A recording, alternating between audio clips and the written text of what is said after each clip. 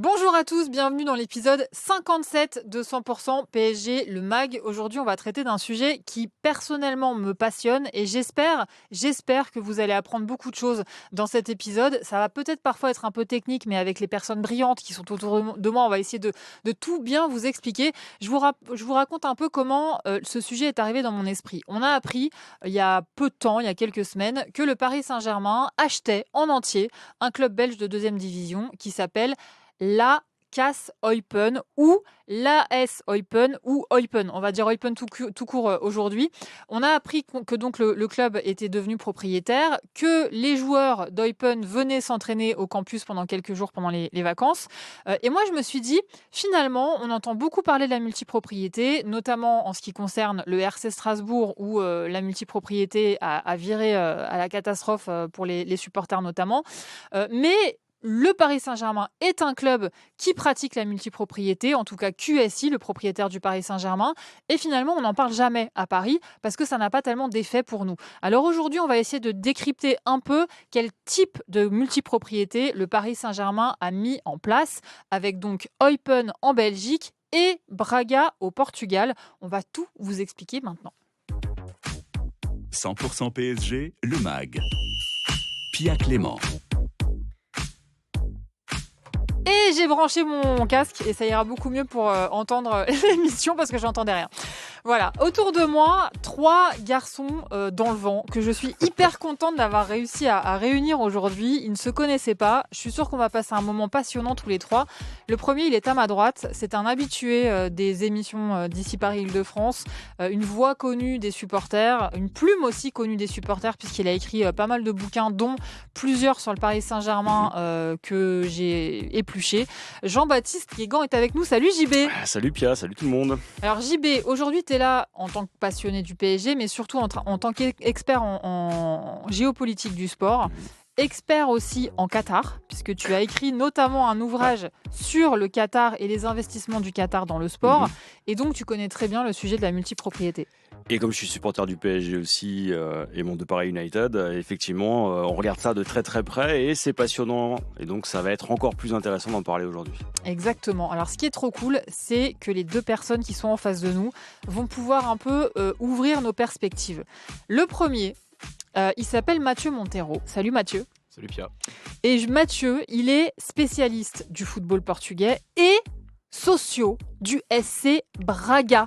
Donc, tu es supporter du club que le Paris Saint-Germain détient à 30%, n'est-ce pas ? C'est ça. Le PSG détient 30%, enfin QSI détient 30% et nous, en tant que socios, on est la partie qui détient 36%, donc la majorité des parts du club, pas la majorité absolue. Donc tu es plus blindé que QSI. Hein, Attends, j'ai pas compris. On est plus blindé que QSI, mais ça peut ne pas durer. Voilà, derrière moi, pour ceux qui nous regardent sur YouTube, vous êtes nombreux à nous écouter en podcast radio, mais aussi nombreux à nous écouter sur YouTube. Derrière moi, il y a une photo d'un joueur qui porte le maillot du SC Braga. On va vous expliquer pourquoi on a choisi cette photo. C'est parce que ce joueur, c'est un joueur qui est passé par le Paris Saint-Germain, qui est allé directement à Braga. C'est Cher N'Dour. Pour ceux qui ne l'ont pas reconnu, c'est vrai qu'il n'a pas forcément marqué les esprits, mais il était quand même là il y a 2 ans à peu près, 2 ans et demi au Paris Saint-Germain. On va aussi raconter ce qui s'est passé avec ces joueurs qui sont partis du PSG pour aller à Braga et ce que ça a impliqué. Et à côté de toi, Mathieu, alors j'ai pas dit Mathieu que tu interviens dans un podcast qui s'appelle Las Hinchas. Los Hinchas, oui. Ah, tu vois, espagnol, j'étais nulle. La seule phrase que j'ai retenue du lycée, c'était cotorras, parce que je parlais trop, ça veut dire perruche. Je parlais trop en cours. Los Hinchas, donc un podcast sur le foot qu'on peut écouter sur toutes les plateformes. C'est ça. Voilà. Et tu as monté aussi un compte Twitter spécialisé sur Braga. Depuis très longtemps, depuis 2013, Ouais. Zone SC Braga, donc sur Twitter, sur Instagram. Et Zone SC Braga. Zone SC Braga. Une newsletter aussi, mais en Voilà. portugais. Un portugais. Aïe. Ah, d'accord, portugais ça se traduit là. bien maintenant. Ouais, c'est vrai que c'est assez pratique pour les traductions. Et alors à côté de toi, c'est un peu l'invité surprise de cette émission. Ça va être la star du jour parce que lui, il est en lutte contre la multipropriété depuis des années maintenant. Guillaume le dit. Salut Guillaume. Salut Pia, merci pour l'invitation et bonjour à tous.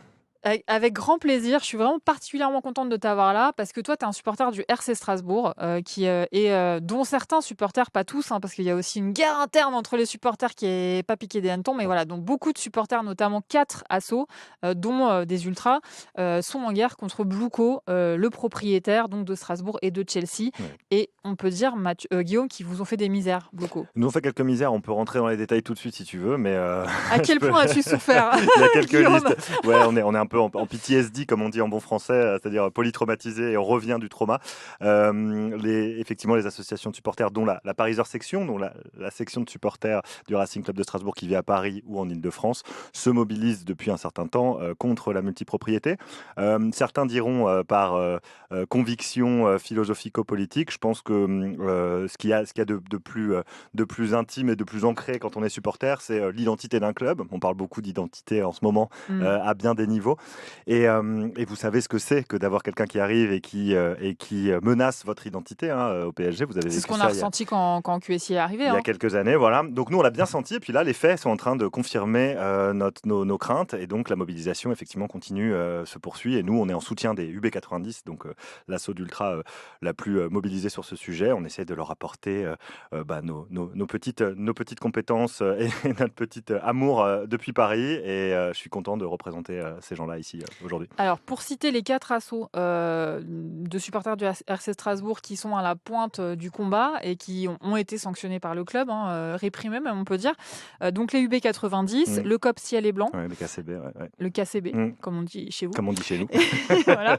La Pariser Section, Ouais. donc c'est les supporters parisiens du RC Strasbourg et la Fédération des supporters. Tout à fait. Voilà, tout les à 4 fait. assos Ouais. qui sont dans le viseur du club et qui ont j'ai l'impression, des relations au club qui sont compliquées, peut-être un peu moins ces derniers temps. Ça s'est un peu arrangé. Non, on peut pas dire ça, non. Non, on peut pas dire ça.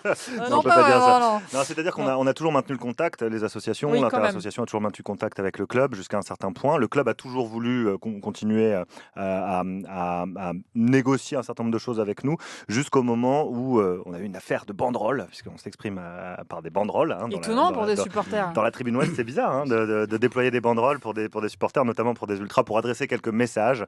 Et il y a eu 2 banderoles qui ont créé un petit drama au sein du club, et la direction a décidé tout de suite de taper du poing sur la table, comme s'ils n'attendaient que ça pour mettre en place un certain nombre de sanctions à l'égard des supporters. Et ces sanctions sont extrêmement brutales et coercitives, puisque les UB n'ont plus accès à leur local, donc ne peuvent plus faire de tifos, ce qui est quand même un petit peu embêtant quand on a envie d'avoir un stade animé. Les tifos, c'est sympa aussi, vous en savez quelque chose, et à Braga et au parc.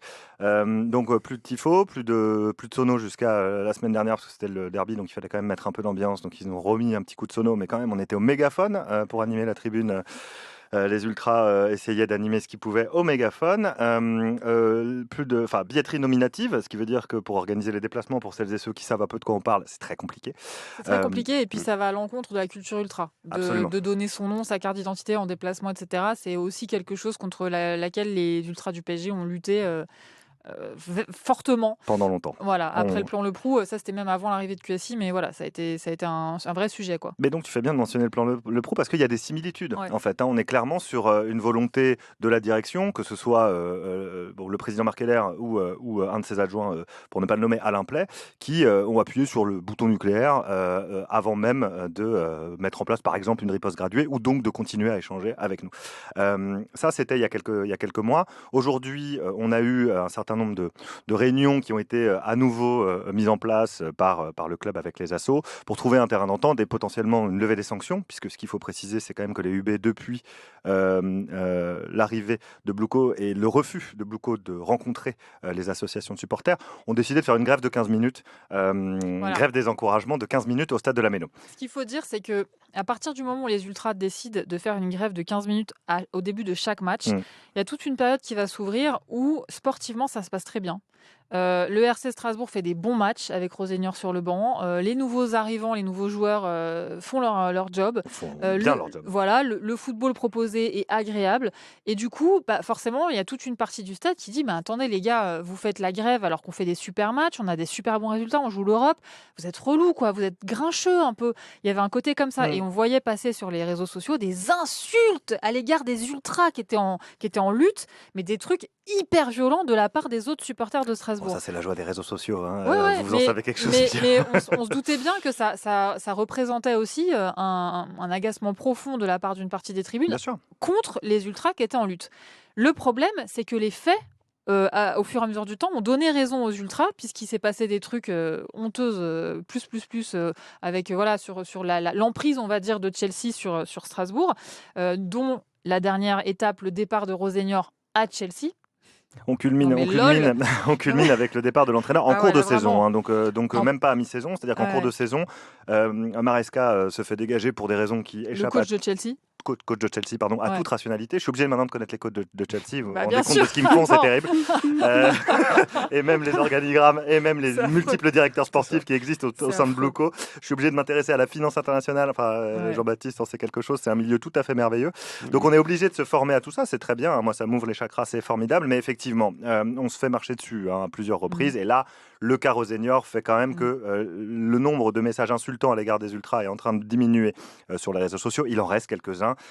Salut les gars, on continue à échanger avec eux aussi, on échange avec l'ensemble des supporters, mais c'est vrai que, comme tu le disais, la saison précédente, avec en plus un groupe de jeunes gamins qui avaient envie de jouer, qui jouaient bien ensemble, il y avait une ambiance dans le vestiaire, tu avais envie de suivre ce club, de t'identifier un peu, même quand tu as 40 ans et plus 20, mais tu avais envie de les suivre, et c'est vrai que c'était pour une partie du stade compliqué, et qu'on avait cette espèce de posture politique qui pouvait faire grincer des dents. Bon, on l'a pas dit, et on l'a même pas pensé, parce que on fait pas ça pour avoir raison avant tout le monde.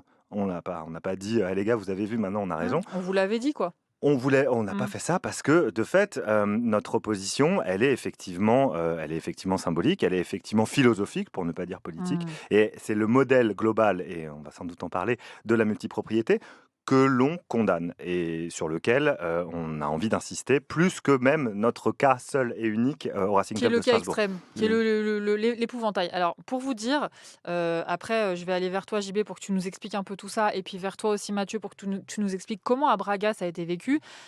J'ai contacté QSI, j'ai posé beaucoup de questions, des questions assez techniques et tout, une vraie bonne grosse liste de questions, et la réponse a commencé par, en première phrase, la première chose qu'on veut bien que vous compreniez, c'est que QSI n'a pas du tout pris exemple sur le modèle de Strasbourg.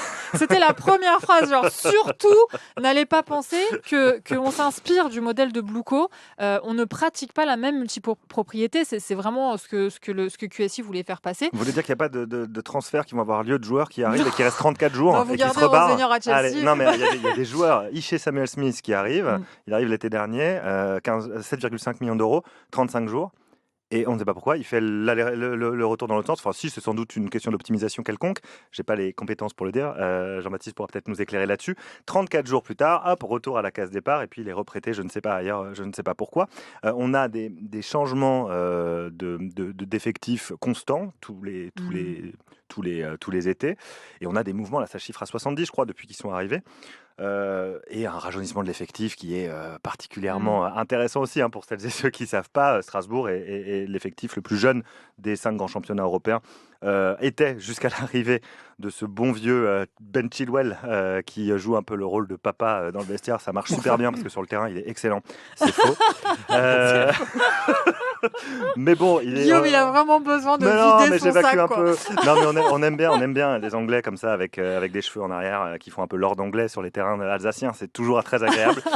Des coachs anglais dans tous les sens, un staff anglais. Bon, c'est très bien d'avoir des staffs étrangers et on est très content d'avoir un apport peut-être d'autres cultures. Mais ce serait pas mal aussi de faire en sorte d'avoir un équilibre sportif sur le long terme, et c'est ça aussi qu'on dénonce. C'est une multipropriété qui est poussée à l'extrême et qui fait de nous un simple... Alors, on parle de Farmers League, voilà, alors, il y a différentes analyses et interprétations de Farmers League, mais bon, en l'occurrence, c'est pas très positif. On parle de club d'équipe B, on parle de... Voilà, le RC Strasbourg a été placé sur la carte de l'Europe, comme le dirait Emmanuel Méga, qui pensait Grâce que c'était à Emmanuel en Méga, Allemagne. capitaine du RC Strasbourg, qui a découvert que Strasbourg n'était pas en Allemagne. Exceptionnel. Voilà. C'est exceptionnel. On aurait pu l'avoir chez nous, ça. Ouais, tu vois, Oui. Paris quand même. Attends, faut pas exagérer quand Il n'y même. a pas Attends. d'Américains encore à Pour Paris. le coup, s'il y a une ville que les gens normalement savent placer sur la carte, c'est quand même Paris, quoi. Bon, Voilà. je vais me tourner vers JB parce Vas-y, je t'en que prie. on a déjà là, en parlant de Strasbourg et de la noirceur potentielle de la multipropriété, on a déjà évoqué plein de sujets comme ça qui sont sortis en touffe, comme dirait Sarah de Bergerac. JB, déjà, c'est quoi la multipropriété ? Le principe de multipropriété dans le sport, c'est quoi ? Alors, la multipropriété, ce qu'on appelle le multi-club ownership, c'est le fait d'avoir Donc finalement... c'est MCO, Ouais, MCO ce quoi, qu'on appelle dans le milieu. MCO. Ouais. Ça fait suite déjà à autre chose qui avait été tenté avant, qui était la multipropriété de joueurs. C'est-à-dire que pour faire rentrer de l'argent dans le football, il n'y a pas 25 milliards de moyens. C'est-à-dire soit vous arrivez avec des fonds de pension, soit vous arrivez avec des fonds d'investissement, soit vous arrivez avec des fonds souverains, donc QSI.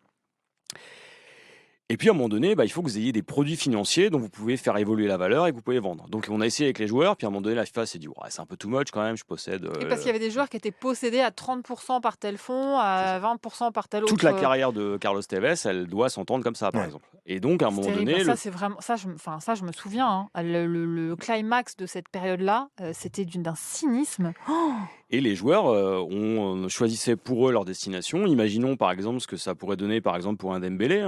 Si aujourd'hui, je sais pas moi, le Barça détenait 20%, si nous on avait 60%, et le reste c'est des gens qui ont intérêt à le voir partir.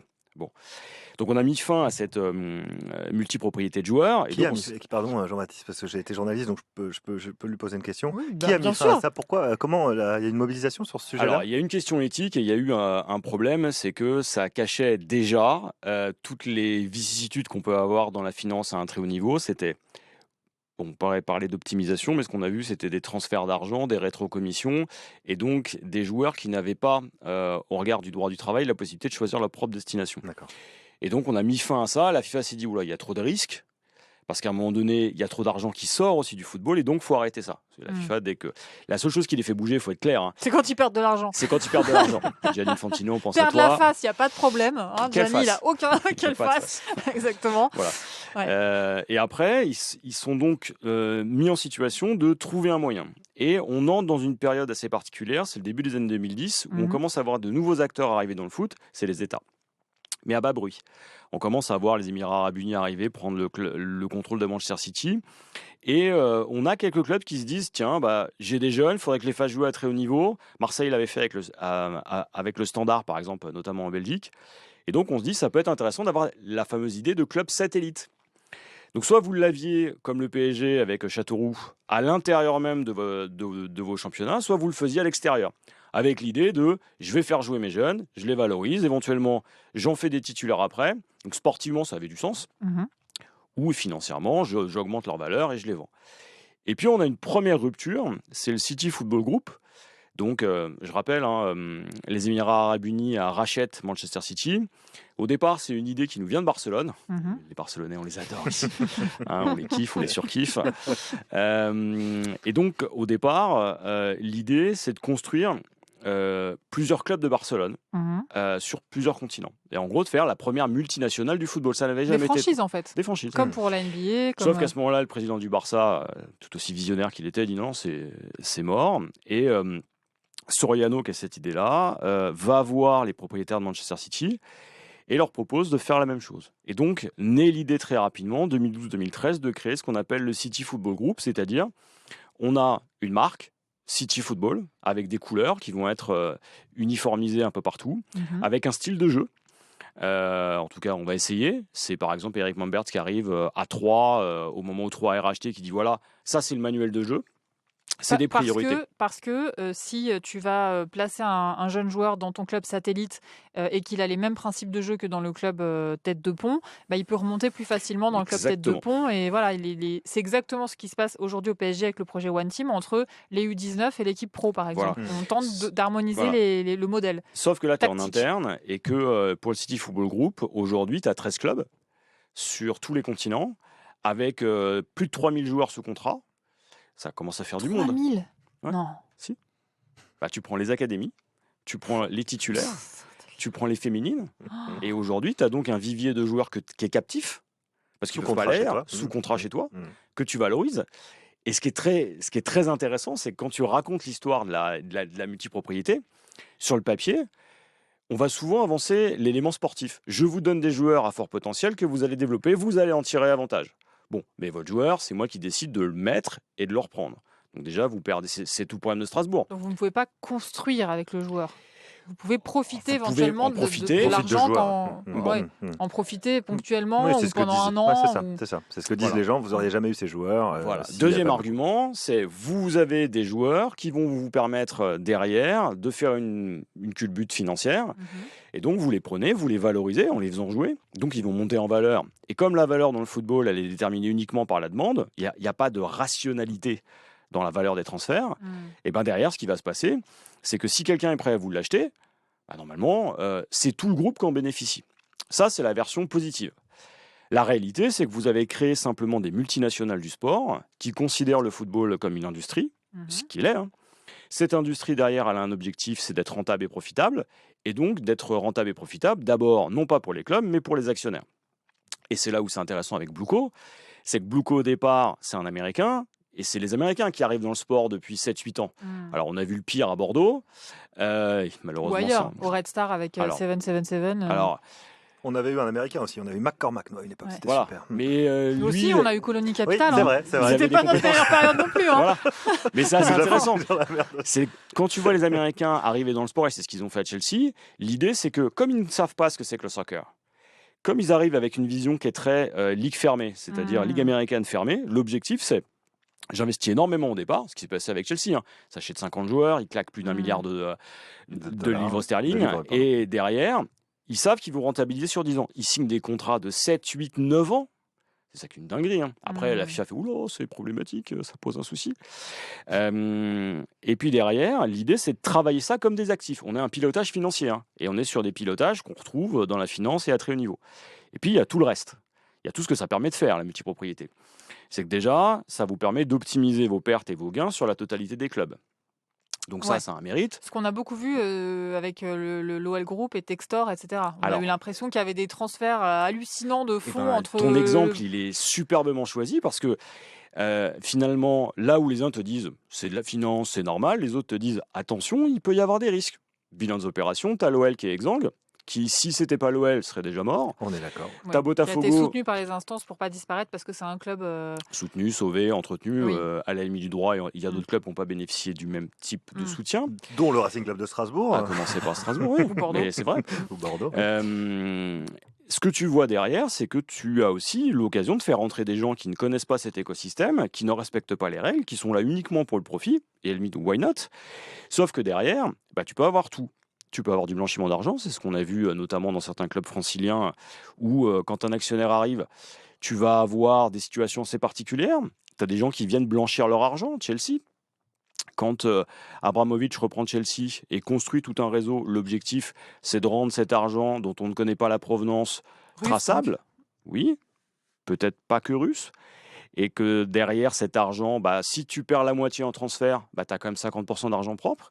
C'était Tracfin dès 2012. Alors, Tracfin, c'est l'organisme qui s'occupe du blanchiment d'argent en France, qui détecte les mouvements qui avait pointé suspicieux. justement le football suspect. comme un terrain formidable, parce que pas de culture financière, pas de culture de la vérification.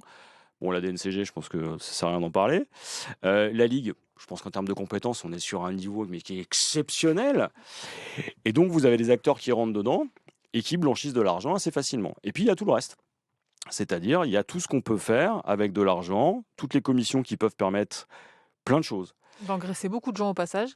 Tout à fait. Et c'est ça qui est intéressant aussi, c'est que derrière, vous vous retrouvez sur une industrie qui finalement, comme toutes les autres, peut être ouverte à tous les débordements. Alors, ça peut être aussi bien géré, c'est ce qu'on attend nous au De PSG. QSI. Et c'est ce que je me dis en t'écoutant. Et là, après, on va se tourner vers Mathieu parce que pour le coup, lui, il fait partie de la galaxie QSI et il va pouvoir nous dire comment c'est vécu à Braga. Il a été racheté d'ailleurs. Il est Encore. à Les 30%. sociaux Tu as encore 2 plus bras qui importants. appartiennent à QSI. On va en parler de Braga dans un instant, Mathieu. Mais c'est vrai que quand j'entends tout ce que j'entends sur, par exemple, Textor, sur Strasbourg et Blueco, etc., sur 777 Partners au Red Star, etc., je me dis. Là, comme ça, j'ai plutôt l'impression que QSI, c'est la magie blanche contre la magie noire. C'est plutôt un groupe qui gère bien et qui ne tue pas les clubs qu'il Alors, acquiert. ce qu'on voit avec QSI, c'est que d'abord, on est sur un pilotage qui est lié à un fonds souverain. C'est-à-dire que le Qatar fait pas n'importe quoi avec son argent, même s'il a pu le dépenser de manière ostentatoire. Et derrière, il y a une vraie stratégie. Il y a un pilotage d'État, et quand ça va pas, on recentre. On n'est pas là pour perdre de l'argent à la Textor, clairement. Et si on le fait, on le regrette ou on lâche rien. Hein, Kylian Mbappé, on pense à toi. Il y a des pare-feux, en tout cas. C'est pas une personnalité fantasque qui va claquer n'importe comment. Et ce qui est assez intéressant, c'est que ça fait 10 ans que tout le monde se dit pourquoi le PSG n'y va pas. Alors, il s'avère que dès 2012, on a le rachat d'Eupen. À ce moment-là, c'est Aspire. C'est la fondation Aspire qui rachète. Donc, c'est déjà le Qatar. Mais c'est pas QSI. Aspire, QSI, Qatar Investment Authority, c'est les mêmes. Hein. Ça reste le Qatar derrière. Structurellement, c'est différent. Au niveau financier, c'est pas les mêmes lignes. Mais par exemple, c'est pas pour rien que Aspire derrière retient le club jusqu'en 2024 et au moment où QSI monte, Aspire cède à QSI et donc ça fait plus de 10 ans que le Qatar est en Belgique. Ils ont maintenu le club. On a vu Claude Makelele avoir sa première expérience de coach en 2017 justement à Eupen. Et aujourd'hui, on a un club qui est intégré dans une galaxie. C'est normalement ce que Braga devrait être. La différence entre Eupen et Braga, c'est qu'Eupen est possédé, je crois, à 100% par QSI. Donc là, on est vraiment sur une logique de multipropriété complète. Et puis avec Braga, on a le même type de stratégie, par exemple, qu'on a avec le City Football Group. C'est-à-dire qu'on a un pourcentage du club. Avec le quoi, t'as dit le City Football Group, Manchester City. Il possède, par exemple, 50% de tel club, 60% de tel club. Et c'est ça qui est intéressant, c'est qu'est-ce qu'on en fait. On n'a pas la main partout, mais on a des gens sur place qui peuvent faire. Et pour Braga, ce qui va être aussi passionnant, c'est que le foot portugais nous a pas mal réussi ces derniers temps. Hein. Je pense que on peut rebaptiser le PSG le Portugal SG. Ça nous donne des joueurs, ça nous donne des talents, ça nous donne de la compétence. Un milieu de terrain. Et pas qu'un milieu de terrain. Oh là là. Quel milieu de terrain. Oh là là, quel joueur. Voilà. Et c'est tout ça aussi, c'est-à-dire qu'en allant sur ces clubs-là, on a aussi accès à d'autres championnats, on a des facilités. D'autres bassins de joueurs. D'autres réseaux. Et pas simplement pour faire des choses bizarres. Après, là, c'est l'expérience géopolitique. Ça permet aussi d'entretenir des réseaux politiques et géopolitiques ailleurs. Mais c'est pas ce qui va se passer avec Braga. Donc, ce qui est intéressant, c'est que sportivement pour nous, c'est moi ce que j'appelle de mes voeux depuis quasiment 10 ans, depuis l'arrivée de QSI. On commence à le voir. Alors, ça peut être un fiasco type Manchester United et Nice, et Lausanne aussi. Avec Ineos. Hein. Voilà. Et pourtant, ils ont recruté Jean-Claude Blanc. Ils ont quand même réussi à se planter. C'est fort. Voilà. Bon, il y a de la compétence aussi. Hein. Il pourrait très bien être à la tête de la Ligue de football en France. Jean-Claude Blanc non, les autres. Ah oui, d'accord. Parce que lui, pour le coup, il était compétent. Voilà. Enfin, il est compétent. Et c'est marrant parce que les voir en ce moment regretter l'offre de rachat par un dignitaire qatari, ça les démange en ce moment. Il m'en dira rien. Mais c'est intéressant parce que Paris aurait très bien pu être racheté à un moment donné dans un autre cadre. Et on aurait très bien pu avoir le problème, justement, si le Qatar avait pris, justement, Manchester.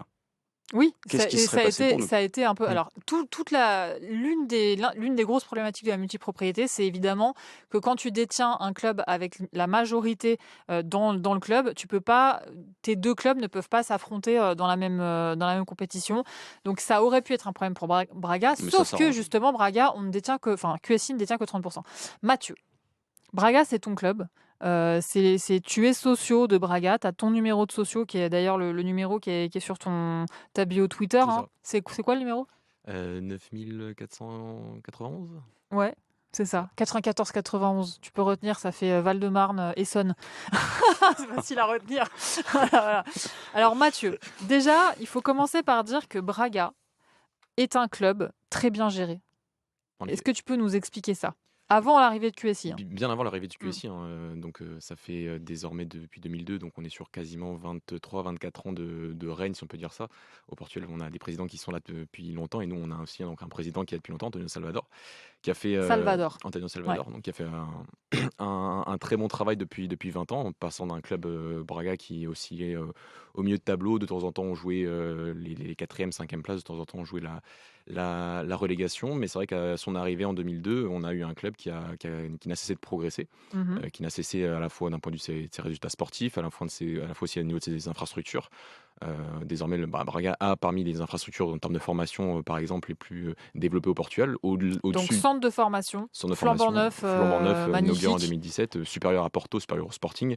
Tu peux juste nous dire, juste parce qu'il y a plein de gens qui vont nous écouter qui connaissent pas bien le championnat portugais. Le championnat portugais, il est dominé par 3 équipes qui sont tout le temps le top 3 en gros. Il est dominé, il est vampirisé, je dirais même, entre trois clubs, donc Benfica, Porto et le Sporting. Et c'est vrai qu'on a un club comme Braga qui, depuis 20 ans, essaye de s'entremêler dans cette lutte-là. Donc c'est vrai qu'on a atteint quelques fois le podium. On a notamment fait une finale de Ligue Europa en 2011. On a grappillé la majorité de notre palmarès aujourd'hui est arrivé sur les 20 dernières années, donc avec des Coupes de la Ligue, des Coupes du Portugal. Donc on est sur un club qui est à la fois qui est stable, qui progresse. Et c'est vrai que on est très bien géré, quoi. Vraiment, qui est plutôt bien géré. Si on lisse un peu sur les 20 dernières années, on est sur un des clubs qui, je pense même au niveau européen, est un club qui progresse vraiment et qui a réussi à avoir une vraie stabilité. C'est pas anodin que ça fait quasiment 10 ans que Braga, par exemple, ne sort jamais du top 4 au Portugal. Ça peut paraître fou, mais au Portugal, à Braga, on n'a jamais réussi à atteindre le top 4 durant 10 années consécutives. C'est-à-dire que vous êtes vraiment la meilleure équipe du reste du championnat, de quoi. très très loin.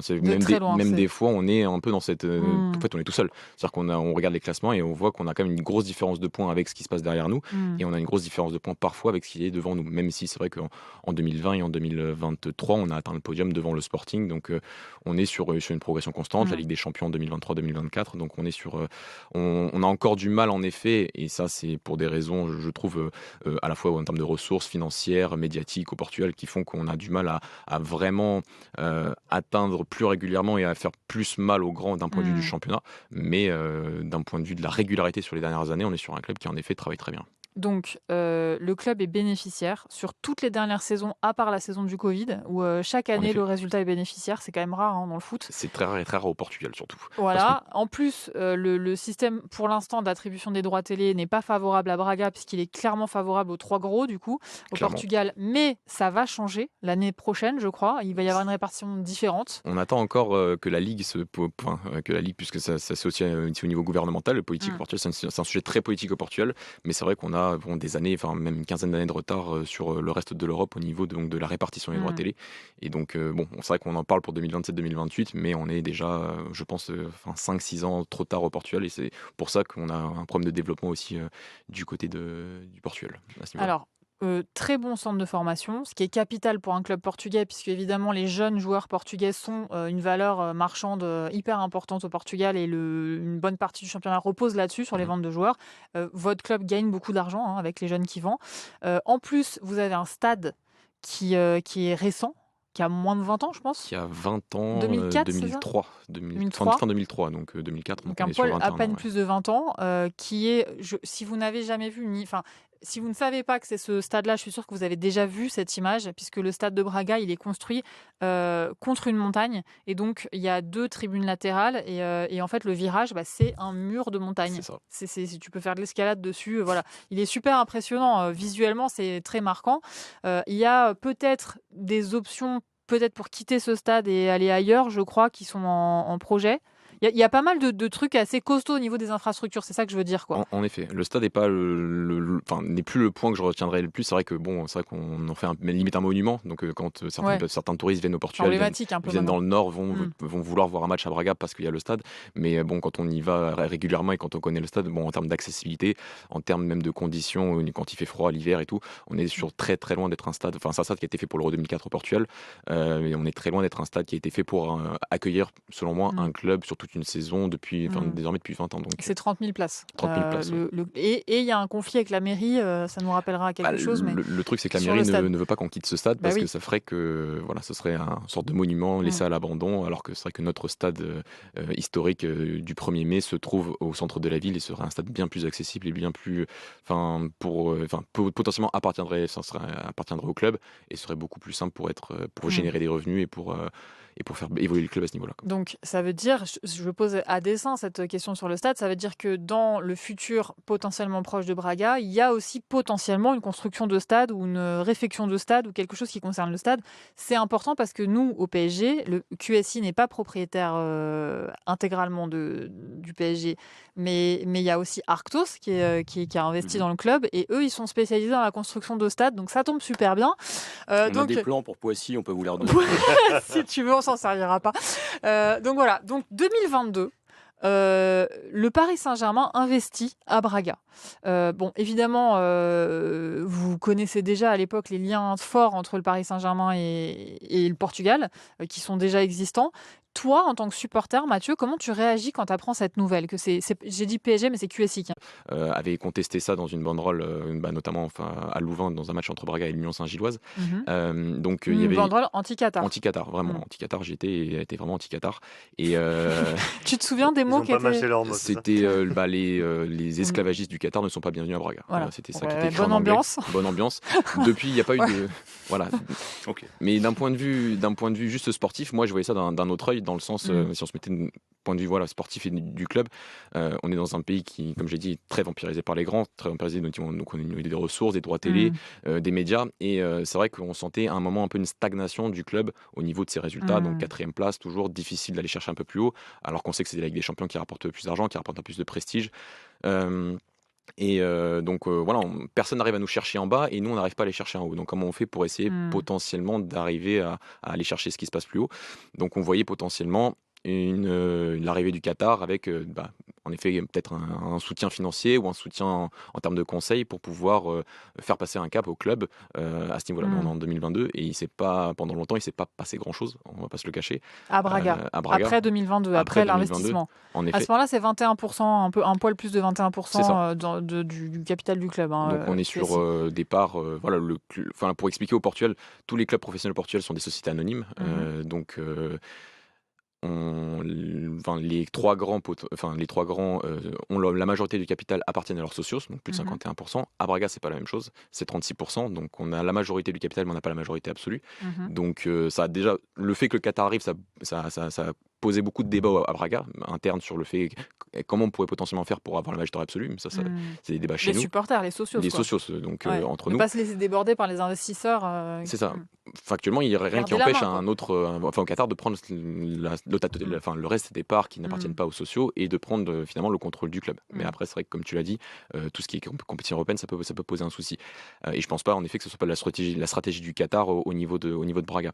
Donc aujourd'hui, on est sur 29% parce que le Qatar a racheté un peu plus de pourcentage depuis 2022 et on est toujours sur 36% au niveau des socios à Braga. Donc on a pas assez de pression, mais on a encore la majorité des parts, on a le pouvoir décisionnel encore, et on a l'ombre des conseils du Qatar depuis 2022 à Braga. Alors, les conseils du Qatar. Moi, QSI m'a dit que les compétences qui pouvaient être partagées avec Braga et avec Eupen, les compétences du PSG pour le coup et aussi de QSI, c'était stratégie, de diversification, de toutes les stratégies qu'il peut y avoir même hors foot. Donc stratégie d'investissement et d'infrastructure, très important, donc stade, centre de formation, etc. Communication numérique, ce qui est aussi quelque chose que le Paris Saint-Germain a beaucoup développé et maîtrise très bien. Et expertise en matière des droits télévisés. Donc là aussi, c'est un sujet qui va être clé dans les mois et dans les années qui arrivent au Portugal. Donc c'est aussi sans doute quelque chose sur lequel le PSG peut agir. Est-ce que là-dessus, tu as tu as senti, tu as eu connaissance d'intervention du PSG, de conseils, est-ce que tu as vu une différence sur ces plans-là? Hors sportif, pas tellement. On était un club si on parle juste de la partie communication, on était un club qui était très réputé pour sa très bonne communication entre 2018 et je dirais 2022-2023. Et c'est proprement interne chez nous. Nous, en tant que supporters, on trouve qu'on a beaucoup régressé en termes de communication. Ah ouais? Oui, donc Parce que ça s'est fermé? nous, on estime qu'il y a déjà des personnes qui travaillent très bien au club qui sont parties, notamment qui sont parties dans d'autres clubs, dans d'autres très grands clubs comme l'Atlético Madrid, notamment en termes de tout ce qui est des vidéos de club en post-match et tout. Donc sur ça, c'est vrai qu'en termes de communication, sur les trucs un peu externes au sport, on n'a pas vu non plus beaucoup de changements. On a même vu des régressions, notamment en termes de communication. Ok, bon, sur les infrastructures, c'est très difficile de percevoir les conseils qui peuvent être donnés. Sur les droits télé, c'est compliqué. Après, quand tu interroges QSI sur les raisons pour lesquelles ils investissent à Braga, il y a aussi le fait que Braga soit un club multisport comme le PSG. Et QSI insiste beaucoup sur le fait que le QSI investi dans plein de domaines différents et pas seulement dans le sport. Donc il y a deux aspects sur lesquels le fonds insiste vachement. C'est premièrement sur la multipropriété dans le sport. Ils sont très en retard par rapport à beaucoup d'autres groupes et en fait ils ont beaucoup réfléchi et beaucoup attendu d'avoir les bonnes opportunités avant d'investir. Et donc, ils sont loin d'être à la pointe de la multipropriété. C'est encore un peu tâtonnant, on va dire. Et deuxièmement, ils investissent de toute façon par ailleurs dans plein d'autres domaines. Donc, Formule 1, Basel Art, donc l'art contemporain, avec Beansport Miramax, la NBA avec qui il y a apparemment un gros truc qui va être signé même en dehors de NBA Europe. Plein de sujets comme ça qui sont hors foot. Le padel aussi, ils ont cité. Il faut distinguer QSI des autres fonds souverains qataris. QSI, c'est vraiment axé sport. Et pour tout ce qui est Miramax, c'est sorti. Miramax, c'est Bein, mais par contre, tout le reste, Formule 1, NBA, etc., c'est QSI. Voilà. Et c'est ce qu'ils m'ont dit. Toutes les franchises américaines, c'est QSI avec un groupe qui gère les franchises de Washington. Et l'idée, c'était de rentrer dans le sport US comme ça et de diversifier. C'est plutôt malin, hein. On commence à les voir un peu partout, dans des secteurs où on les attendait bien avant. On a une accélération, et à un moment donné, c'est posé une question, hein. Quelle va être la place du PSG dans l'équation ? Là, aujourd'hui, on est sur un investissement multisport qui vise à aller chercher de la rentabilité partout, à diversifier aussi les sources de revenus, à stabiliser aussi un actif, soit pour faire entrer d'autres acteurs comme Actos, c'est-à-dire valoriser. C'est pour ça qu'on n'est pas à l'abri de voir d'autres acteurs entrer au capital du PSG.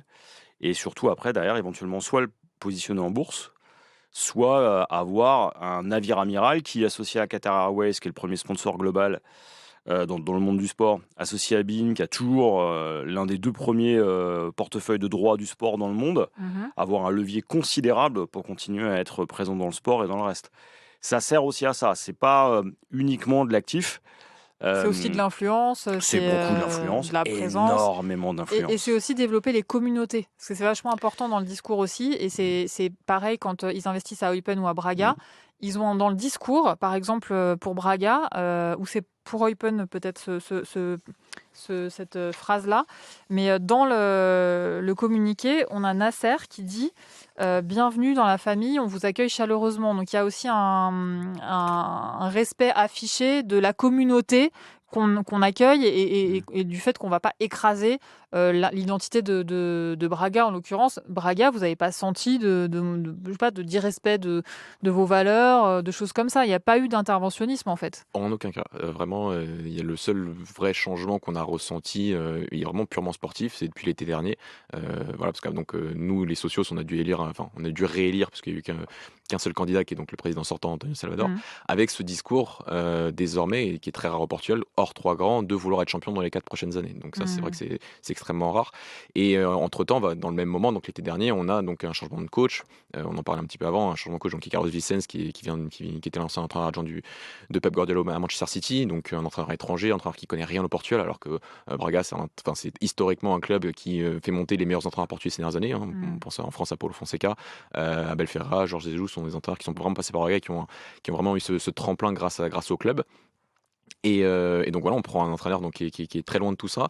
On prend des joueurs qui d'un point de vue sportif, vont très bien avec l'idée et je pense que c'est ça qui intéressera aussi les supporters du PSG par rapport à l'idée de jeu entre Carlos Vicens, entre Luis Enrique et entre les profils des joueurs qu'on a ramenés cet été pour enrichir cette idée de jeu.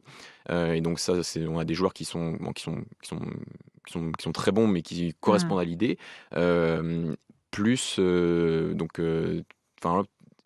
plus le fait qu'ils viennent de pays étrangers et qu'ils viennent aussi de pays qu'on n'a vraiment pas l'habitude d'aller chercher au départ. Donc on a une sorte de paradigme. Donc moi, ce que je comprends en tant que supporter, parce que pour faire les choses pour essayer d'atteindre un objectif qu'on n'a jamais atteint, qui est d'être champion Portugal, il faut qu'on fasse un peu les choses différemment. Et potentiellement, donc le côté conseil de Luis Campos, qui avait été un peu évoqué aussi cet été, pour pouvoir un peu changer la stratégie sportive, en tout cas la faire évoluer dans un sens un peu différent et la faire évoluer dans un sens d'aller enfin chercher ce titre au Portugal du côté de Braga.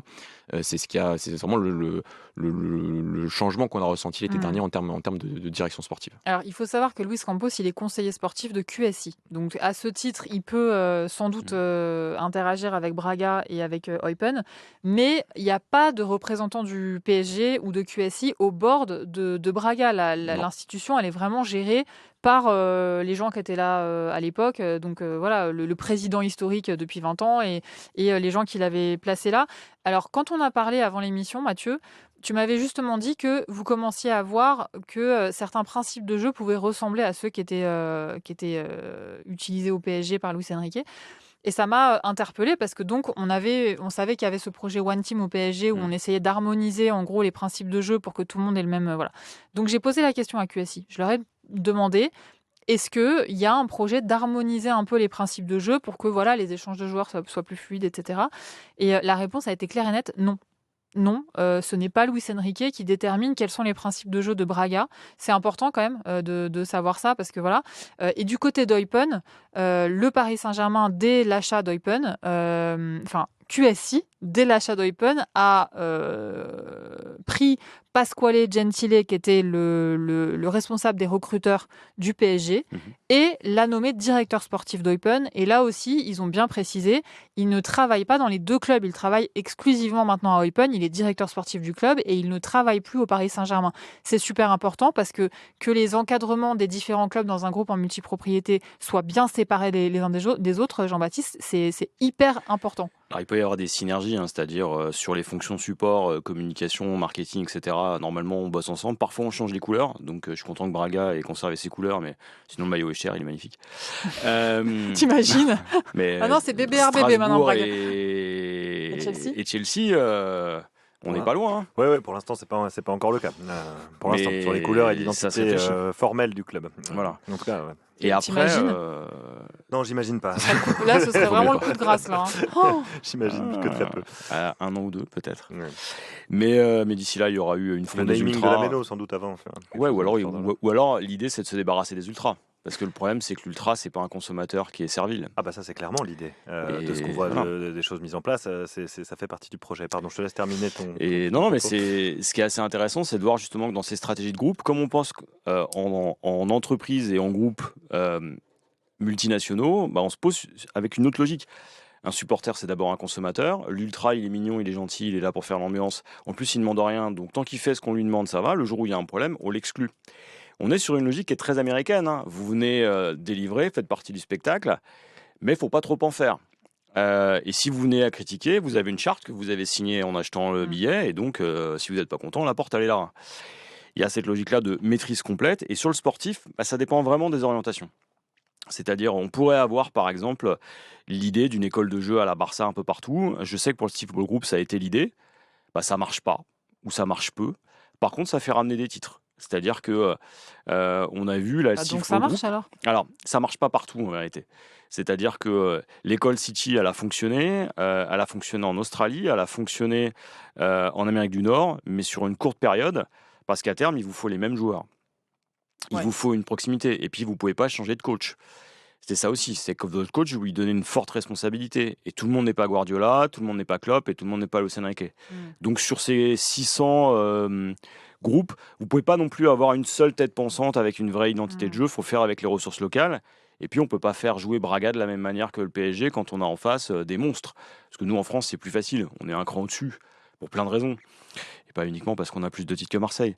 Et d'argent. Tu veux dire le PSG est un cran au-dessus des autres en France par rapport à Braga qui, elle, doit lutter contre des clubs plus forts sur le papier. On est sur des clubs qui structurellement, même en termes de joueurs, ont des effectifs plus larges, ont des effectifs plus performants, plus expérimentés, avec plus de moyens de recrutement et même plus de bassins.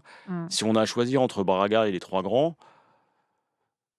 Non, mais je vois très bien ce que veut dire Jean-Baptiste, mais c'est vrai que il n'y a peut-être pas une volonté de le communiquer publiquement, mais en tout cas, déjà parce que je trouve que le Luis Enrique représente aussi en termes de jeu, en termes de tactique, d'un point de vue global, une idée du jeu de position vraiment beaucoup plus, un peu 2.0 avec beaucoup plus de fluidité et qui permet d'être beaucoup plus imprévisible. Et c'est malgré tout ce que je vois à Braga depuis que le début de la saison. Et donc, même si en effet, en termes de joueurs, on peut ne pas avoir la même qualité de joueur, c'est normal et c'est évident. J'aimerais bien avoir Vitinha et João Neves au milieu de terrain. Non, c'est mort. On les a affrontés, on les a battus quelques fois. On sera intraitable.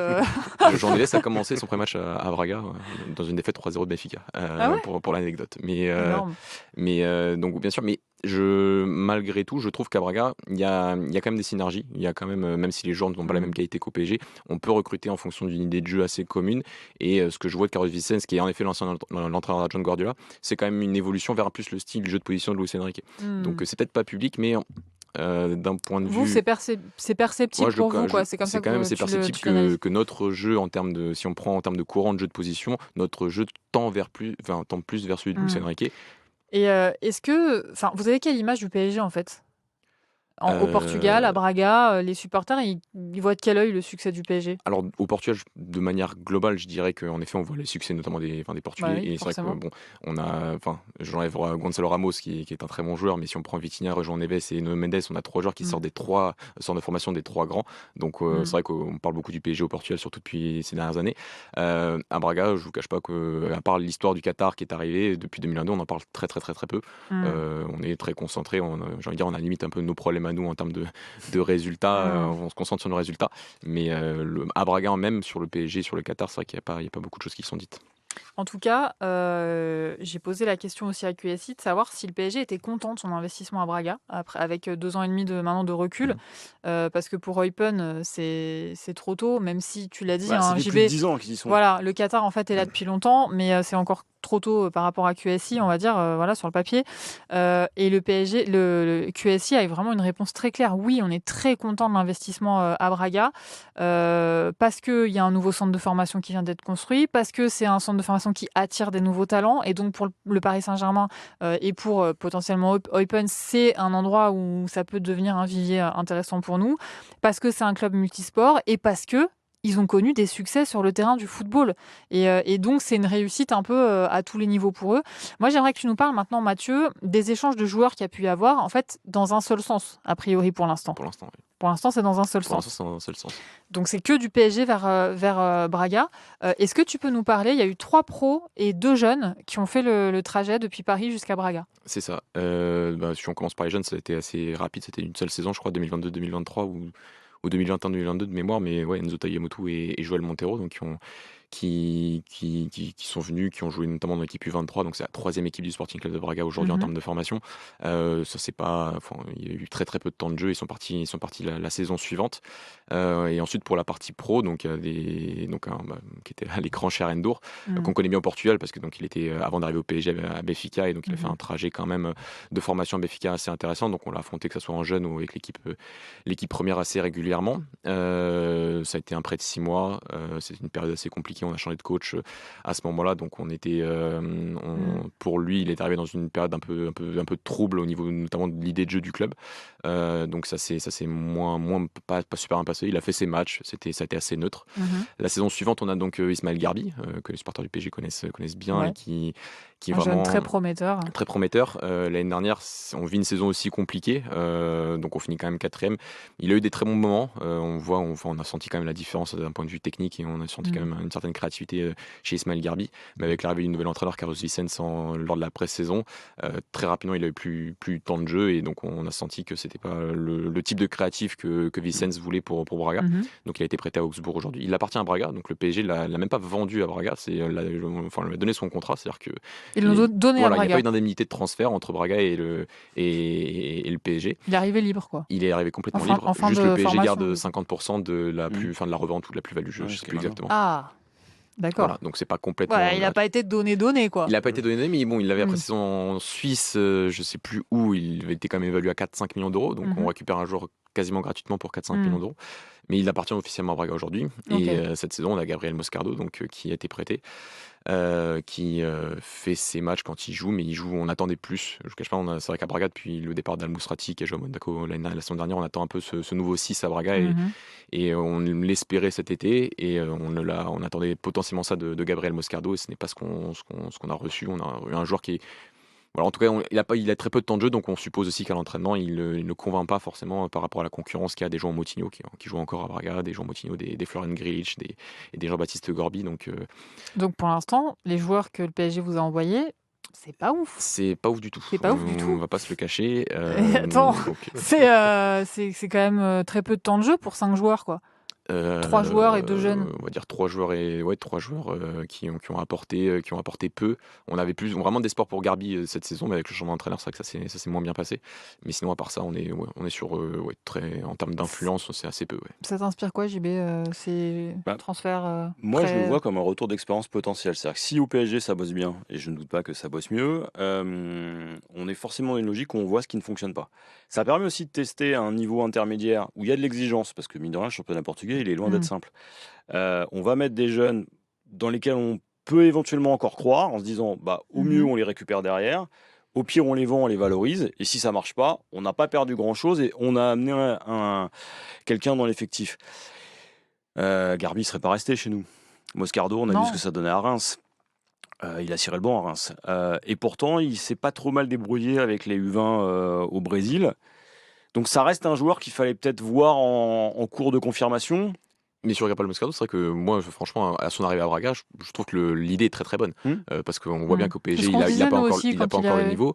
Et comme l'a dit Jean-Baptiste, le niveau au Portugal reste quand même exigeant. Donc vraiment, entre les idées de jeu assez similaires, franchement, je trouvais le move Gabriel Moscardo en prêt à Braga très très très bon. Mais depuis 6 mois, on est un peu sur notre fin, quoi. Ça te rappelle des souvenirs, ça, non? Des joueurs qui arrivent, des jeunes, on en a eu moins, qui sont bien mais pas ouf. Tu veux vraiment raviver les blessures et me faire passer au cours de cette émission pour la piñata sur laquelle on va taper joyeusement. Non, mais en vous écoutant, c'est gentil, merci. Mais en vous écoutant, il y a plusieurs choses qui me viennent, mais notamment déjà des étoiles dans les yeux en écoutant Mathieu, parce que l'actionnariat populaire au sein d'un club de football, ça fait partie des alternatives qu'on pourrait éventuellement défendre en France si on décidait de collectivement avoir une position. Quand je dis collectivement, c'est les associations de supporters ou un certain nombre de dirigeants, parmi lesquels les présidents de clubs de foot, parce qu'ils sont quand même confrontés à une situation qui est très difficile en termes économiques, vous le savez toutes et tous, sauf quelques exceptions, et qui pourraient se dire, tiens, on n'a peut-être pas envie de devenir tous des équipes B de clubs qui évoluent notamment en Angleterre et surtout en Angleterre. Ceci étant dit, donc étoile dans les yeux sur l'actionnariat populaire, le fait que les socios votent, qu'il y ait des discussions qui soient écoutées, qu'il y ait une vraie relation avec la direction et quelque chose de respect mutuel. Ça, c'est le premier point. Le deuxième, c'était en écoutant Jean-Baptiste tout à l'heure, je me disais, mais et je reprends une des premières banderoles que les Ultras ont déployées contre Blue-Co. Je ne vais pas faire des banderoles que l'essentiel de mes interventions, mais quand même, celle-ci était pas mal. C'était juste, quel est le projet ? En fait, au tout début, la première banderole contre Blue-Co, c'est... Bon, il y a des Blue-Co out de base, mais surtout, quel est le projet qui nous a été énormément reproché quand on gagnait, et quand le club a fait une très bonne saison l'année dernière. Et quand il y a un point sur lequel Jean-Baptiste est passé assez rapidement, c'est cette idée de franchise et d'inspiration de ligue fermée et de NBA. C'est ça, c'est complètement l'idée de ce qui se passe à Strasbourg. C'est une ligue de développement en vérité. Vous êtes l'équivalent de la G-League. La seule fois où on a pu avoir une expression un peu claire de ce projet-là, c'était une réunion qui a terminé sur YouTube, je ne sais pas comment, et Beda Degbali, un des dirigeants d'un des fonds qui alimente Blue-Co, qui s'appelle Clearview, si je ne dis pas de bêtises, dit très clairement que c'est ça le projet. Et donc, est-ce qu'on veut, et là, c'est pas que Strasbourg, mais est-ce que collectivement, on veut que les championnats de France, du Portugal ou autres, deviennent l'équivalent de Ligue NBA fermée, où en fait, le RC Strasbourg peut finalement être juste une marque, un tampon, et puis hop, on va le délocaliser, je sais pas, à Metz. Le pire, bon. L'enfer. Ou à Nice. Non, mais est-ce que c'est ça? En fait, est-ce qu'on veut d'un football qui soit complètement déterritorialisé, qui soit loin des gens qui, pour nous, en tout cas, sont au cœur. Une des parties prenantes quand même fondamentales du club, c'est ses supporters, et ce lien avec le territoire et avec l'histoire, sans vouloir faire l'ancien, et j'ai à peine 40 ans, mais sans vouloir faire l'ancien et jouer sur les trucs très identitaires au sens réactionnaire du terme. on a quand même une des composantes du football qui est importante, qui est le côté populaire du foot, et qui est maintenu en Allemagne notamment, au Portugal dans un certain nombre de clubs à plus de 50% et d'autres, si j'ai bien compris, à moins, mais quand même, en Espagne également. Et ça, on le perd. On est en train de le perdre fondamentalement. Alors là, c'est un discours peut-être un petit peu plus politique, mais c'est vrai que la financiarisation à outrance pose ce type de problème et ce type de questions. Et l'état de nos dirigeants fait qu'on se retrouve dans des situations économiques extrêmement complexes, mais est-ce que ça veut dire qu'il faut... Et l'état du monde aussi. Voilà. Est-ce qu'il faut ils sont nuls, mais c'est aussi qu'ils ont eu des bâtons dans les roues quand même ces dernières années. Et c'est marrant que tu fasses ce rapprochement parce que la souveraineté, c'est un terme qui revient à la mode, peut-être l'identité aussi, puis la lutte contre un certain nombre de choses qui nous est imposée. Alors, de l'étranger, on ne va pas faire de grands discours non plus, mais il y a quand même ce truc qui est important de se dire, et là, je vais encore citer une banderole, peut-être mieux vaut un Racing un peu humble, sportivement notamment, mais debout, qu'un Racing riche et à genoux. Voilà. Ça fait partie des choses qu'on met dans le débat. Moi, je serais plus réservé. Je pense que la bascule, elle a déjà eu lieu. Je pense que la Ligue fermée, on l'a, c'est la Ligue des Champions et la Première Ligue. Je pense qu'aujourd'hui, quand on regarde les audiences, les revenus générés, c'est les deux seuls qui sont profitables. Et qu'aujourd'hui, la NBA en foot, on l'a déjà. C'est la Première Ligue. Et que derrière, la seule chose qui soit à valoriser encore, c'est la Ligue des Champions à cette échelle-là, en attendant une Ligue des Champions à l'échelle mondiale. Donc c'est vers ça qu'on va. Pour un Américain, quand tu rentres dans ce système-là, l'idée c'est que je dois valoriser mon actif et ne pas perdre d'argent. Et donc, en l'occurrence, c'est l'équivalent de ce qu'on appelle en NBA la G-League, donc la Ligue de développement, la G-League, G parce que c'est le Gatorade qui sponsorisait la Ligue de développement. Et l'idée, c'est qu'on va avoir des franchises, pareil, localisées, donc on n'a pas besoin de les déplacer. On travaille les joueurs, si ça marche, on les fait monter, si ça marche pas, c'est pas grave. Et aujourd'hui, on est déjà là-dessus. Quand on regarde, je prends un exemple tout simple, et là, c'est le supporter qui parle. Le PSG aujourd'hui, c'est plus de 65 matchs par saison. Je les ai tous vus. Et on les regarde tous. Et pas que pour des questions professionnelles. Il y a un moment où, dans la vie de tous les jours, ça commence à être compliqué. Et le problème, c'est que notre génération, c'est une génération d'absolutistes. On voit les matchs du début à la fin, on les regarde sur des écrans avec 2-3 écrans. Aujourd'hui, quand je prends moi les étudiants que j'ai, ils ne regardent plus les matchs. Ils regardent des bouts de matchs sur le modèle de la NBA. C'est la culture du highlight. Il n'y a rien de pire que... de les voir en train de dire ce joueur il est incroyable parce qu'il a fait 3 gestes techniques mais il a perdu 14 ballons derrière. C'est la culture de la stat mal digérée. C'est le joueur de NBA qui est devenu finalement Kylian Mbappé, on en parlait dans Révolution Mbappé, mais c'était ça. Et aujourd'hui, moi je pense qu'on a déjà franchi un cap parce que derrière on a fait s'effondrer les droits télé. Aujourd'hui les gens en piratant se trouvent confrontés à un dilemme, c'est que ils veulent voir du championnat, mais ils ne veulent pas payer pour les droits. On a en plus de ça un niveau d'incompétence dans le football français qui est hallucinant. Et on voit le résultat. On a une ligue de football professionnel qui est à la rue à tout point de vue, qui coûte énormément. Et normalement, on ne termine pas la saison 2026-2027. On ne la finira pas pour la moitié des clubs. Mais comme il y a une présidentielle, on va forcément sauver les clubs, sinon c'est pas drôle. Mais derrière, je ne vois pas comment la collectivité gère tout ça. Donc c'est encore une fois, l'argent public qui va servir à des actionnariats privés. Non, je n'espère pas. Mais en tout cas, c'est en tout cas bien parti pour ça. Et je pense que beaucoup d'acteurs se disent que de toute façon, on ne pourra pas faire tomber un club parce qu'un club, on l'a vu avec Auxerre, c'est l'écosystème d'une ville entière qui tient la route et que politiquement, si vous faites tomber le club, vous perdez la mairie. Jean-Michel Aulas à Lyon, tout ça. Quand on arrive dans ce délire-là, on se dit aujourd'hui qu'à partir du moment où le club a été vendu, vous n'avez plus la main. Et est-ce qu'on a besoin de remplir les stades ? Oui. Mais est-ce que... Surtout au moment où il faut être créatif. Non, parce qu'au moment où tu as les droits télé qui s'effondrent et plein d'autres problèmes financiers, tu es obligé d'être créatif dans les revenus. Donc, ça, je suis avoir d'autres clubs dans ton portefeuille, c'est une chose, mais avoir des stades pleins, c'en est une autre. Alors, surtout pour les petits clubs. Sauf que quand tu regardes, on n'a jamais eu autant de monde dans les stades. Les prix des places commencent à monter un peu partout aussi. Ça commence à être un problème. Le football populaire, ça a monté. Il y a plus de places populaires. Ça a monté aussi. Ça a monté aussi. Oui, tiens. Les abonnements Depuis sont pas 2022 ou Depuis 2024. D'accord. Vraiment. Ah, je suis mauvais esprit. On a sorti une justification un peu bizarre, mais oui. Ah, Tu vois, c'était quoi c'est- la La justification? justification, c'était de s'adapter un peu au modèle européen et qu'on était désormais un Oui. club qui devait imposer un certain tarif par rapport à ce qu'on représentait un peu près. Dehors les Romano. Voilà, c'est ça. Donc, Non mais le pire J'ai c'est envie de que conclure là-dessus. c'est que les non mais, non, mais le pire c'est que les gens continuent à se saigner pour aller voir le Racing. Hein. Les gens qui vont au Racing, Ouais. c'est pas tous des bourgeois du centre-ville de Strasbourg, bien au contraire. Mm. Hein. C'est des gens qui viennent des villages alentours. C'est beaucoup de gens de toute l'Alsace et Mm. même un peu plus loin.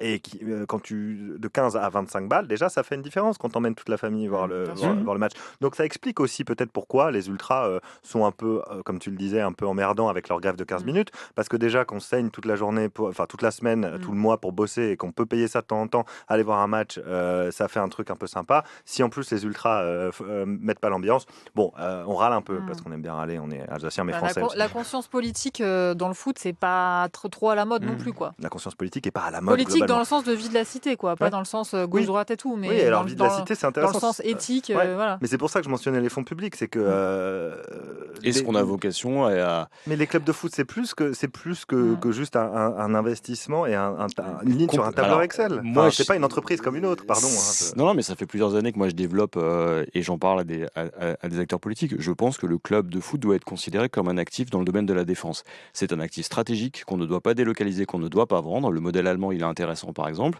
C'est le 49, enfin c'est le 50+1. Vous ne pouvez pas avoir la majorité. Si on avait eu ça à Strasbourg, Vous par ne pouvez exemple, pas, c'est-à-dire les industriels et les investisseurs ne Privés. peuvent pas avoir Étrangers. la majorité. Voilà. C'est-à-dire que c'est Sauf forcément si des vous êtes nationalités voilà. étrangères. Alors, Sauf si vous êtes Volkswagen, voilà. il n'y a rien contre l'étranger, c'est pas le problème. C'est juste il y que a deux exceptions, c'est Wolfsburg Ouais, c'est Red Bull. Red Bull C'est- et Volkswagen Wolfsburg. à Wolfsburg, non. Wolfsburg, oui, c'est ça, c'est ce que Ouais, je viens c'est de ça, dire, oui, pardon. Donc Mais- c'est encore de la multipropriété, Red Bull. Mais ce qui est intéressant là, c'est de voir que ça permet quand même de maintenir un écosystème. Et le championnat le plus sympa à regarder à côté de la Première Ligue, c'est la Bundesliga. Avec derrière une deuxième division, une troisième division qui sont professionnelles, ce qu'on n'a pas nous chez nous. Et Ah, si, quand même. la troisième Pas division, elle n'est la pas troisième. professionnelle. Ouais, la deuxième, elle est pas. Elle est pro, quand Elle même. devrait être créée, mais bon, on a toujours pareil, on a des instances qui attendent. Peut-être que le patient meurt. Le crash. Mais pour finir là-dessus, aujourd'hui, je pense qu'on a besoin d'une conscience politique de nos acteurs politiques. Elle n'est pas là. Et on aurait dû réguler il y a 15 ans.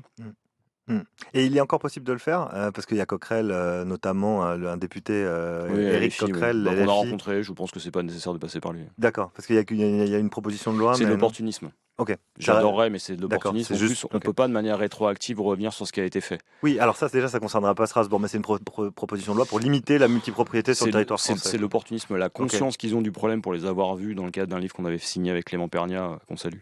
La République du foot, on avait vu beaucoup d'acteurs sur le sujet. Ils ont une absolue ignorance de ce qu'est le football professionnel, de l'industrie du spectacle, du divertissement et du sport. Et en l'occurrence, si l'idée, au fond, se tient, la manière dont elle va être orchestrée est purement une opposition idéologique. C'est comme si le RN avait le même type de discours. Les gars, il nous M'étonne reste pas. 45 secondes. Je conclus en disant que ce qu'il faut retenir de tout ça, c'est que la version QSI de la multipropriété dans le foot, parce qu'ils ont beaucoup d'autres investissements ailleurs dans le foot, c'est que 1, on ne s'inspire pas de Strasbourg. Surtout pas. 2, on est loin des autres Il y a ensembles. Malaga, par exemple. Oui, tout à fait. Alors ça, ils m'en ont parlé aussi en me disant qu'ils avaient tenté d'approcher Malaga et qu'ils ne fermaient pas non plus la porte à d'autres. Ça va se faire. Voilà, ça va s'étendre. Mais voilà, pour l'instant, ils en sont au balbutiement. C'est le terme qu'ils ont utilisé. Ils Au, bossent bien. au balbutiement. Ils Voilà, bossent bien. ils bossent bien. C'est un peu le truc qu'on peut en conclure. Et donc, troisièmement, quand QSI investit dans un club de foot, donc là en l'occurrence dans Braga ou dans Eupen, c'est pour des raisons 1, financière, 2, sportive et 3, stratégique. On aurait peut-être pu mettre stratégique en premier, sportif en Ça deuxième, dépend des financière contextes, je pense. en troisième, voilà. Mm. Mais en tout cas, voilà ce qu'on peut dire sur la façon dont QSI voit sa multipropriété. Pour l'instant, il n'y a pas de catastrophe et d'arrachement identitaire du côté de Braga. Niveau football, ça va. Ça pourrait aller mieux, mais en ce moment, mais ça va C'est plutôt. pas Oui. incohérent, quoi. Non, Il c'est n'y a pas pas d'incohérence. incohérent, et surtout sur Voilà. l'identité, c'est vrai que c'est des questions qu'on s'est beaucoup posées quand Bien ils sont sûr. arrivés, et je pense que c'est en fonction de la multipropriété, c'est la question majeure pour les Mm. supporters, c'est à Mm. quel point on perd notre identité ou à quel point on Mm. la met en jeu dans ce genre Mm. d'action. Et donc nous, heureusement, on a eu beaucoup de débats chez nous, et donc heureusement, on l'a pas encore perdu, mais c'est vrai qu'on n'a pas encore la majorité des parts Mm. du club aujourd'hui. Et c'est vrai que côté Strasbourg, on sait qu'on a cette crise-là, Mm. et c'est des questions on est content de ne pas se les poser. On Mieux cache vaut pas. être le club planète que le club satellite. Exactement. C'est sûr. Ouais, C'est évidemment. ce que je C'est pour retiens ça de cette aussi. émission.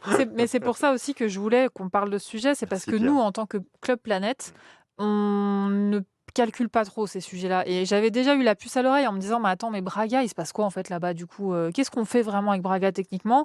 Je vois Eupen qui arrive dans la galaxie, en plus avec 100% du capital. Je me dis, attends, mais c'est quoi l'objectif? Donc voilà, c'était aussi important Ça aurait de... pu nous arriver. Si Manchester United est racheté par un Oui, actif qatari, mais bien on sûr, se on aurait pu retrouve devenir club à... satellite. Il y a une Oui. timeline dans laquelle Il y a vous un êtes, monde dans lequel ça existe. Et imagine que ça aurait été Manchester United, notre satellite. Parce que franchement, on mérite. Hein. Contrairement à eux. Ça viendra T'imagines peut-être. la 4e dimension, quoi. Bon, en tout cas, il y a des gros dangers dans la multipropriété. Il y a aussi des façons de faire qui sont plus respectueuses que d'autres des identités des clubs et voilà, plus cohérentes et peut-être plus réfléchies. On croise les doigts pour que ça continue à bien se passer du côté de Braga et que vous continuiez à aller jouer le top Chercher ce 3. titre. Voilà, ce fameux titre. Attends, mais ce serait quand même génial, C'est quoi. l'apogée. On va Ah, pas ce se serait le l'apogée. cacher. Et juste, je rappelle donc que comme QSI n'est pas majoritaire à Braga, on a le droit de disputer la Ligue des Champions les uns contre les Exactement. autres. Il y a assez peu d'interdictions à partir du moment où le propriétaire des deux clubs n'est pas majoritaire dans l'un des deux, ça va. C'est par contre Eupen qui actuellement est en 2e division. Pour le coup, eux, on ne pourrait pas jouer contre eux en Ligue des Champions. Mais d'après le QSI, c'est très loin d'arriver pour l'instant. Donc voilà, ils clair. sont 7e de 2e division. Ils ne sont pas encore en Ligue des Champions. Donc de ce point de vue-là, voilà. Mais ça veut dire que ça ne peut pas être dans les objectifs d'Eupen d'arriver en tête de la 1re division. Sinon, ce serait compliqué. Puis il y a aussi- faudrait faire des aménagements. Puis surtout, t'as pas intérêt à avoir un club qui gagne tout le temps parce que tu peux pas développer tes joueurs, tu as moins de patience. Si tu as un club entre la 12e et la Après, tu as 7e besoin d'un place, club satellite après. c'est Strasbourg. Ouais, c'est ça.